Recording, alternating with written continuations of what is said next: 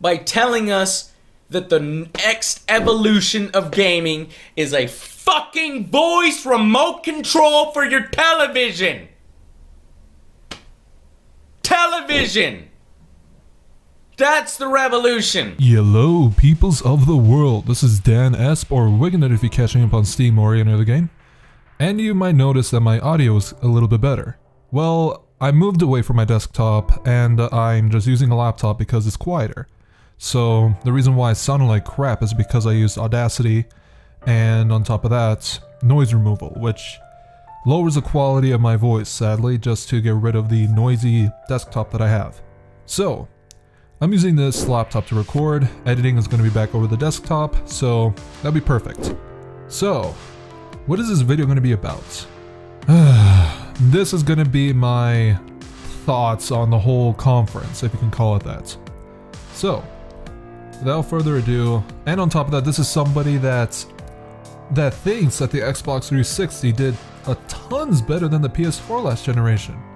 Even though the PS4 did have better technology through Cell, Sony did a terrible idea of doing Cell technology in the first place, making developers learn a completely different language, and taking longer for them to learn about the Cell technology. That's why the PS3 failed last generation. And on top of that, Xbox Live. Even though you can make fun of the whole gamer points and the whole achievement system, that's what won them over. And on top of that, having a gamer tag across all of your games, that's amazing. And on top of that, having a really good online service, that's really good, even though it costs money. But then again, if it's good enough, anybody would throw money at it. That's what you're supposed to do. So that's why the Xbox 360 won last generation, because of the good support of Xbox Live. And funny enough, the support of indie development was the one that also made them the top dog of last generation. Support of indie development was really good because of Xbox Live Arcade. You could self-publish your own games even though there's a ridiculous fee of updating your games. It's ridiculous, and I seriously thought they were gonna fix that, but anyway, more on that later. The initial reaction to the introduction that I had, I made a video of it, and you can watch it right now if you want. I said it looks like a 1999 or 1990s DVD player, which now that I look more into it, it looks more like a DVR, a TV DVR, especially the one from DirecTV. I can show you a picture right now.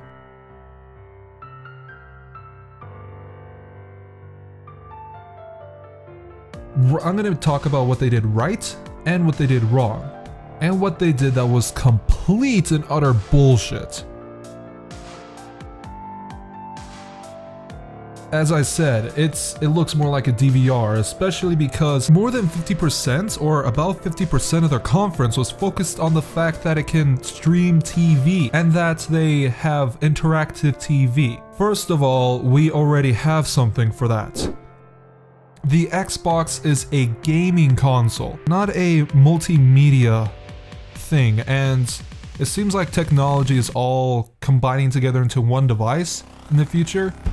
But if you try to focus your core customers and try to convert them by forcing them to do that, that is not going to combine everything together. That's not a safe and marketable, happy way of combining everything together if that's your goal. And I think that's what their goal is from the look of their conference. Their goal is trying to combine everything all into one multimedia console or piece of hardware, which is okay. I like that. That actually sounds pretty good. But right now in the markets, especially the market that you're in right now, Microsoft, well, I shouldn't say Microsoft, the Xbox team. What you did right now isn't really market friendly if you're trying to start that. At least in my opinion, in order to transition your product into this big multimedia, one center does all type of hardware, you're supposed to implement those features tiny or make them look like they're just an addition. That's what you guys did with Netflix. And now a lot of people that I know that has Xbox use Netflix and Hulu more than they use it on their computer on their Xbox. And that was a small software update. That's how you're supposed to implement those, not make it solely based on it. At least in my opinion, you're supposed to do like that. Most of your fan base sadly won't use this big TV feature because that's what they actually said. I was looking at 4-Player Podcast and their reactions to different parts after I watched mine, and I thought that, oh, this TV thing is actually pretty cool if people actually use it. But then I looked at other people's reactions, as I said, 4-Player Podcast. They said immediately when they were showing the next Star Trek movie, they said, I don't know if I'm going to be using this gimmick or not. They said that. I don't think I'd be buying movie tickets on my Xbox, though. Amazing thing. Best living room camera Skype's pretty available, cool. but only on Xbox. But I mean, once again, will you I don't be think able I'm to gonna do use it that video much. call. If I will get the Xbox One, then I won't use this TV feature because I just got rid of TV. I don't like TV. I'm more of a YouTube type of person because I like seeing content that other people like to create on their own. And plus, I want to create my own content. I'm a multimedia producer. I make music, I do Photoshop, I do Premiere Pro, I do After Effects, I do Ableton Live, I do the whole bunch. I tried 3D design and animation, I don't think is my thing, but I think if I had a coach or a teacher to show me the stuff on how to skin and all that, maybe I'll get into that. But I'm a multimedia producer, and even I don't think I'll use that TV feature. And on top of that, the TV feature was more than 50% of the conference, as I said earlier. That is not a good thing, especially because your Xbox One is supposed to be a gaming console. That's what everybody else was expecting.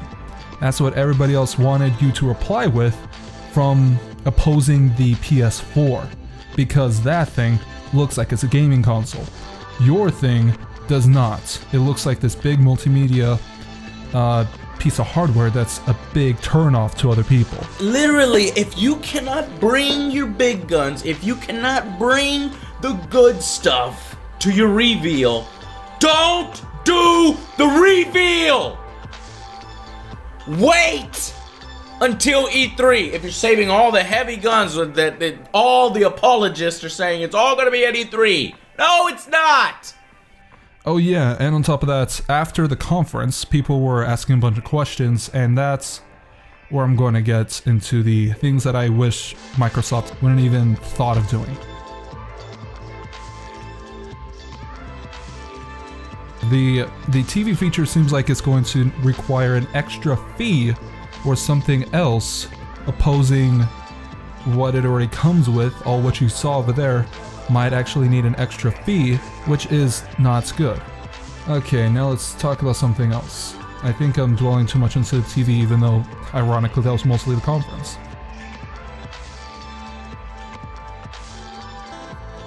Oh yeah, the multi-thread switching, pretty much the multitasking, where he was switching from in and out of the game and the TV. That looks like a cool feature. And it's interesting to note that smartphones were actually able to do this before consoles. I don't think that's a downside to the Xbox One, but I think that's kind of interesting looking at it from that point. They could have added that as a software update, but maybe the hardware was limiting them. Or maybe the third-party developers didn't like that and they wanted to appeal to them. So that's kind of interesting. I like the multi-thread switching. The voice commands, though, from switching in and out, going through the TV menu and all that, it looks like it's a bit too good at responding. Xbox, Snap Internet Explorer. Xbox, game. Go to TV. I mean, think about this. Siri came out not too long ago, and that thing took a little while to process your information, and to a lot of people with accents, it still doesn't work. But the way that it was responding to him was a bit too good. Too good in a sense that I haven't seen anything else that does that. And I have this Blue Yeti microphone, and it is slower than that. So on top of all the big ambience in the room, and the fact that that microphone is probably more likely less powerful than the Blue Yeti, I really don't. I hope that it's not staged or influenced more than what it is actually capable of. I really hope that they haven't gimmicked us in that, because that looks really responsive. And I hope it's that responsive in reality, because they have gimmicked us in the past. The Kinect demos, one in particular with that little boy from which they actually scrapped the whole project in general and replaced it with Kinectimals. The whole little boy demo showing off the Kinect was actually a gimmick because the kid was looking off at the side, and if you actually were in that place of the stage person, the girl, the woman, she would actually be looking at the boy looking away from her. So they throw perspective in there and they gimmicked us out of that. So most likely it was actually a pre-recorded session. I really hope that wasn't what was happening here, because that would just be terrible. Well, one thing that was interesting is that I think it was from Kotaku, but one of the reporters from the front stage actually reported that the audience, the big audience clapping and all that, was coming from the Microsoft employees from the back. That is funny on a completely different level on how much of a fail that is. They were coming from their own employees to influence and fake the feel of that of whatever was being revealed. Because if you think about it, who would clap for what they were showing on the TV? Who would clap for that? And with that simple command, I'm watching live TV. I didn't. I thought I was like, that's okay. But I thought that I knew that there was some sort of influence with the crowd, because when I was looking down at the people with all the reporters with their fancy laptops, they weren't clapping. They were just looking at their screens. I saw like one person clapping once in a while, but nobody like cheering on like crazy. So I thought that the little transition from the music, I thought it was fake at first. On Xbox One.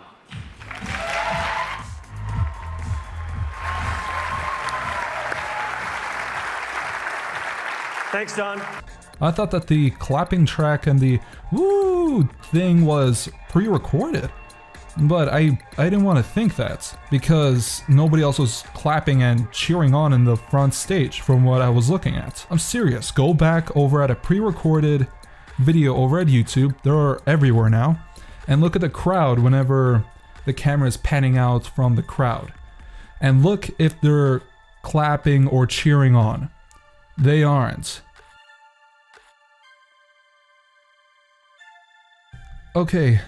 This is interesting because they also, with this whole crappy reveal, and it's not only my opinion, a lot of people out there think this is a very, very crappy reveal. Angry Joe, which is a very big and respected person out on the internet, actually thought that this was the worst reveal for a console he has ever seen. You idiots. No. This... I can't even start. This is literally the worst reveal event I've ever seen. I don't think it's that far. I don't think it's the worst reveal, but it is pretty bad. But on top of that, they took a month. They pushed it back another month, saying that they needed more time to prepare. I don't know what they added there, because on top of that, they're pushing even more stuff to E3. That isn't... What do they have? What did they bring onto the table? Did they have a scheduling issue with E3's representatives? Did they have some sort of like EA Did they have some sort of like scheduling issue with EA or Activision? Did they need more time to prepare for their Call of Duty demo, or was there an actual issue with the system? I don't know. It doesn't seem like there was anything that they actually did to improve it, which is interesting, seeing as they had another month to work on it. Huh, interesting. Another thing. There were only 3 games that we saw. Only 3 of them. They announced, oh, we're gonna have around like 18 games, which actually most of them are going to be new titles. We don't know if that's going to be multi-platform or not, so we might actually see all of those on the PS4 too, which is a double-edged sword. And you guys kind of shot yourself in the head with that statement. Not saying that they're exclusives, but anyway, I digress with that. There were only 3 games that we saw, and even though that they were showing off the actual console, it was on stage, they were using it, they didn't have any games to show off. While like having the announcer on top of the stage, the host, actually playing something, which I think was kind of interesting. And one of them wasn't even gameplay, it was pretty much a cinematic cutscene. The one, Quantum Dream or something like that, that was a... I want to play that game just from the look of it, but that was just a cutscene. That wasn't showing off the Xbox at all. That was technically advertisement for the game, not for the console. So that was another interesting thing. They didn't even have a demo for a game that won't even come out, something that's only meant for like a demo, like the Unreal Engine had. The Unreal Engine, that cool looking mountain castle collapsing lava thing, isn't going to be a game. That was just a demo, which is sad because I want to play that game from how awesome it looks, but they didn't even have a demo on stage to show off, which was interesting. Oh yeah. And on top of that, moving on, the whole TV reveal with Steven Spielberg actually looks really, really good, and I'm looking forward to watching that because Steven Spielberg, in my opinion, is a great, great director. But that isn't relevant with the Xbox One. That again could have been announced separately. And technically, you're just advertising for something completely else, and you're deriving away from your console. The whole trendings topic, it seems like they really focused on that. Like, show everybody, oh, this is trending on right now. I don't know what that's based on, because trending is just a word. They could have just have a bunch of advertisers say, okay, I'm gonna pay you this much money, put my product up on trending. It probably won't even be anything about what everybody's watching right now. It could most likely be paid advertisements, which is terrible because it seems like the whole thing is based all around money. The whole conference, which isn't a good thing. Connect. Why, oh why do you guys want to keep that thing running? Okay, I'm gonna show a bunch of clips right now.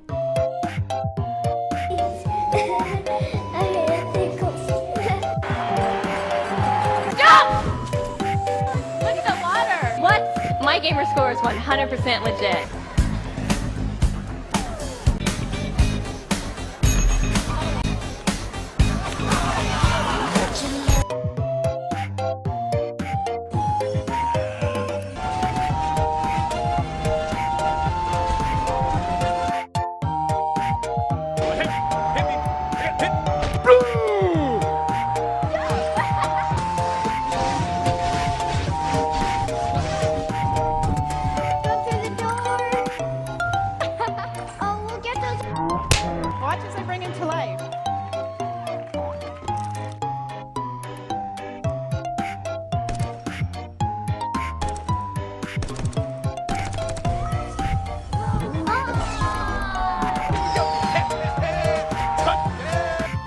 You ever wonder what the bottom of an Avatar shoe looks like?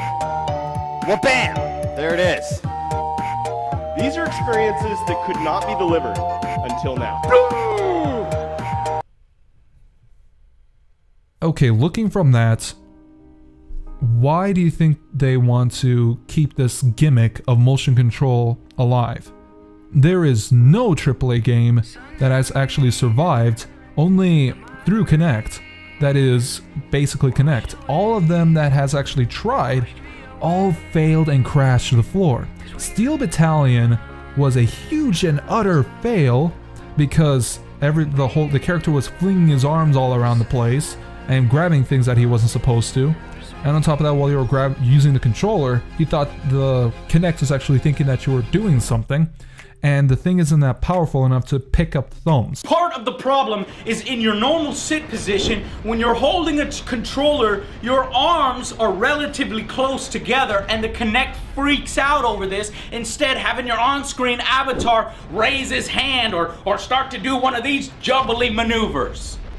Stop going back. What the fuck? Stop doing that. Stop. What the fuck? Stop grabbing shit. I'm not grabbing shit. The Kinect, I really hope that they had killed that thing. Because the only thing that people actually use that thing for are small games. Small Xbox Live Arcade games or downloadable games. Nothing that you pay out of your pocket for a CD. You only use that thing for like an exercise simulator or a dance simulator. Nothing else. The Star Wars Kinect was a failure. Kinect Sports was a failure. Steel Battalion was a failure. A bunch of other hunting games that use the Kinect mostly were a failure. Basically anything that the Kinect revolved around was a failure. Other than being a small gimmick, like for exercise or for dancing. So it was interesting to see that thing still surviving. Okay, I really wish that thing and not make it based solely revolved around it. That's completely opposite of what was actually... okay, that made me lose my words even though I had prepared for this. Now let me talk about what they did right.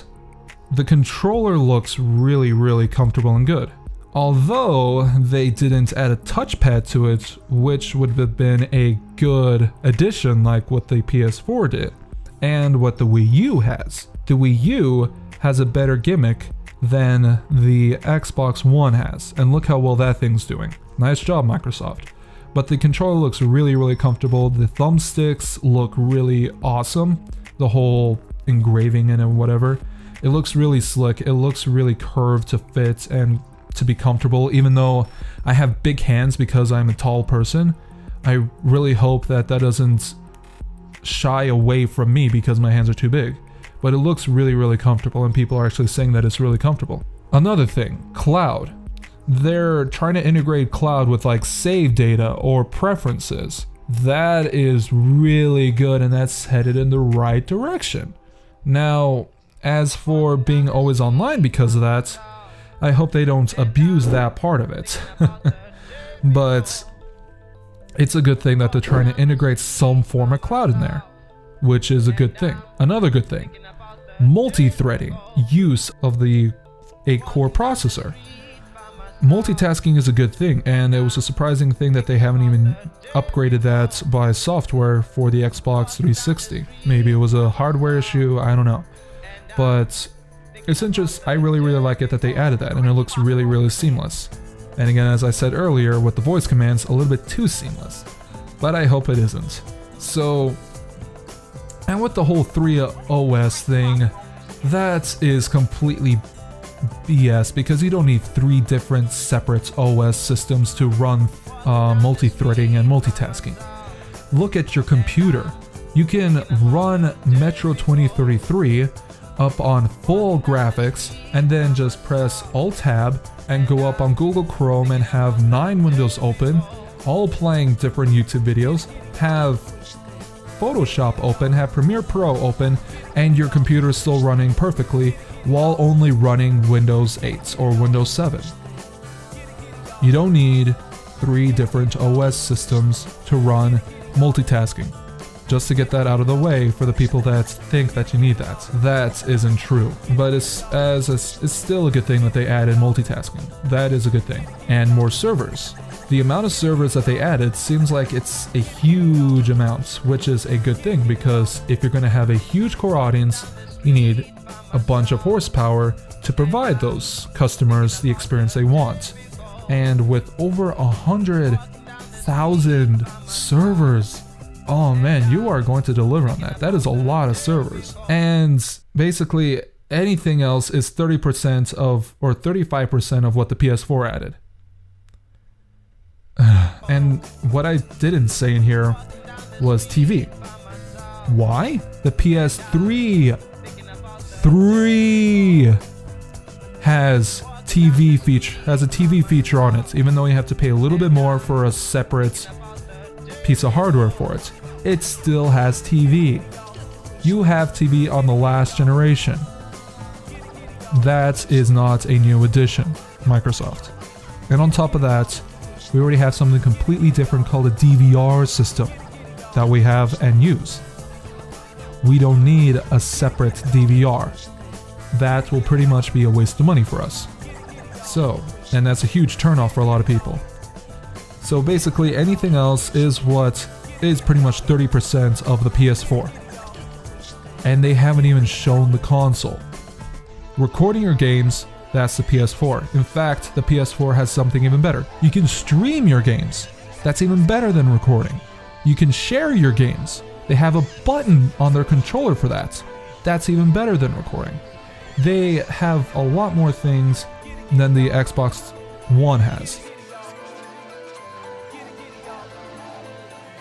Okay, now what they did that was complete and utter stomach clenching.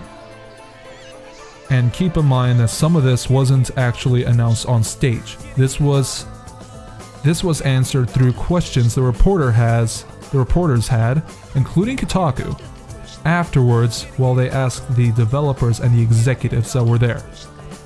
Okay, 1. There is not going to be any self-publishing for developers. So that is a huge slap in the face for indie developers, since they won't be able to self-publish their games on it. So basically what I said earlier with that the Xbox 360 had that as their strong point, they completely threw that out of the window. I don't understand how a company can just have their huge strong point and throw that out of the window. That is self-suicide right there for a company. And they did that. You won't be able to self-publish for the Xbox One. Okay, that just completely is breathtaking at how idiotic that was. And number 2, there's going to be a 24-hour online check for the Xbox One. And these all I'm saying is confirmed from Xbox executives themselves when they were asking questions. I'll even link news articles in the description for those. And these are from reasonable and creditable people that report. So these are all most likely true, or the executives themselves were lying. So there's going to be a 24-hour online check, meaning that you don't have to always be online, which is a good thing, but you are going to have to be online at least for a day. At least once a whole day. So if your internet goes down for more than a day, meaning that if you have a storm in the area that completely wiped out all of your internet for more than a week, you won't be able to play your Xbox. Offline or online. Of course not online because there's no internet, but that's reasonable. You won't be able to play offline or watch movies or watch your TV because you're not online. That is not innovative or going in any form of right direction. That is only putting a leash on the consumers. And doing that in the market, if whatever company you're in, not even if you're outside of gaming, that is self-suicide right there if you're going to put a leash on your consumers. Why do you think a lot of iPod and iPhone owners jailbreak their devices? That's why, because Apple puts a leash on their products. they don't want that leash. They want to break free from the jail that they have been confined in. Hence jailbreaking. That's why they called it jailbreaking. And another thing that they're putting a leash on is the discs themselves. There is going to be a used game fee gimmick where whatever disc that you have has a number on it. And once you install it on your Xbox One, it's mandatory to install right now, which is going to be a 500 gigabyte hard drive, so I don't think memory is going to be that much of an issue. But the game is going to install on your Xbox One, and then after that, it will be completely obsolete to install for other games. Meaning that they won't be able to install it right away if you sell your game. What they have to do is they have to pay Microsoft a separate fee just to use that disc, on top of whatever they paid the last person for. So if you go and let's say in the future that Call of Duty Ghosts is going to pretty much be already out on the market for 5 months. That's basically enough time for people to buy used and be relatively cheaper. So if you buy a used disc from somebody else for, let's say, $35, you're gonna be like, oh great, $35, that's less than 60 or 50 bucks. I'm definitely gonna buy that. So then you go home, try to install it, and then have a $20 fee coming up on the screen, and basically you're going to be paying $55 for a used game because of that fee, that added on fee on top of it. And that's just running the thing. I don't know if they're going to have another fee for using online.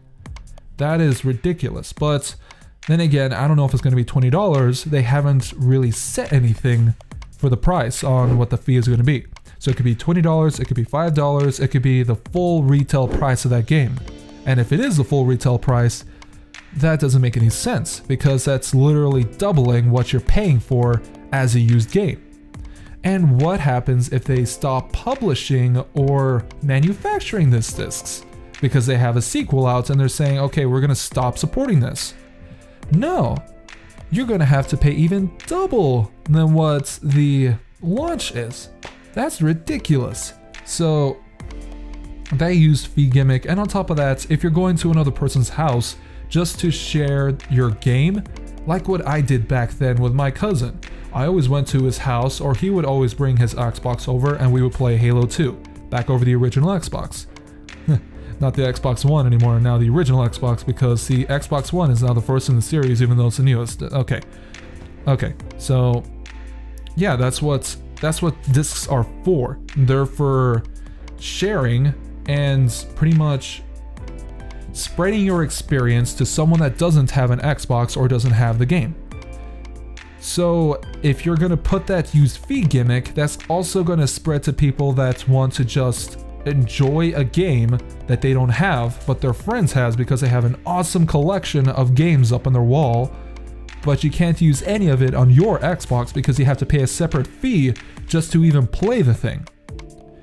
That is a double-edged sword that I don't think Microsoft has seen, even though all of the signs and warnings were there. So that's a huge downside for that used fee gimmick. Moving on from that, the thing was mostly focused on TV, even though we had something else for that. I stressed that so much before, but I can't stop stressing on about that. We don't care about TV, we care about the video games. We don't care about watching movies on that as our main thing. We care about playing video games. That's why people buy your Xbox in the first place, to play video games, not to stream television. That is not what people buy the Xbox for. They buy the Xbox to play games. And that was pretty much like 25% of your conference, sadly, because everything else wasn't even relevant to actual video games. It was relevant to something completely different. And the biggest, most suicidal thing that you did was push everything to E3. Whenever you reveal a console, You do not pull anything back whatsoever.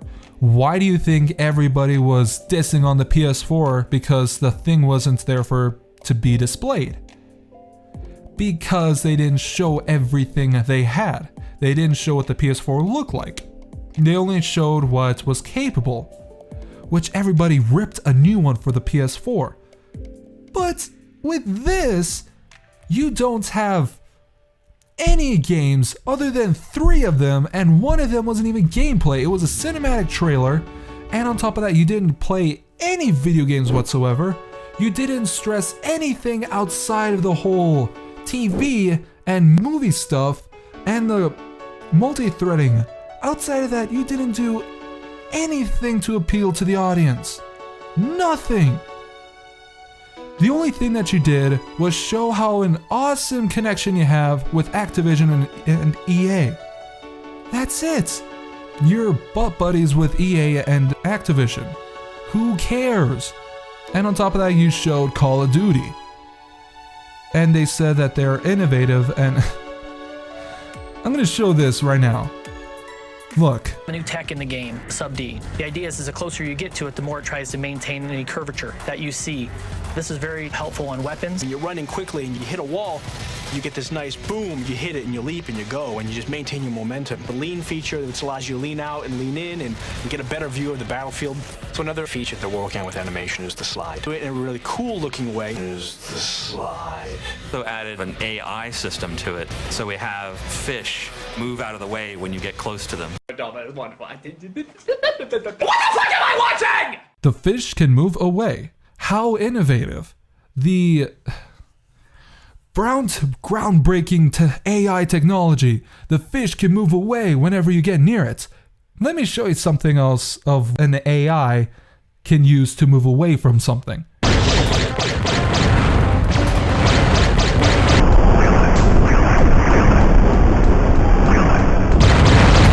A 1995 video game, Descent. The enemy AI are better than the fish. A 1995 video game is better than what you were bragging on. You fail on a completely different level. And on top of that, our animation's so good, you can jump over things fluently. You can do that with Call of Duty, Modern Warfare 3, 2, Black Ops 1 and 2, and the Call of Duties before that.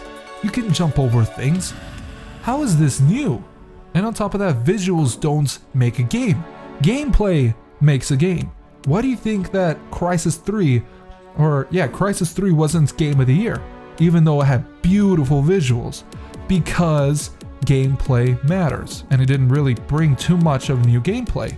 It just rehashed and upgraded the past games, which is sadly why sequels need to die out, because there's nothing new being added, completely new being added, only slightly upgraded graphics and some things here and there.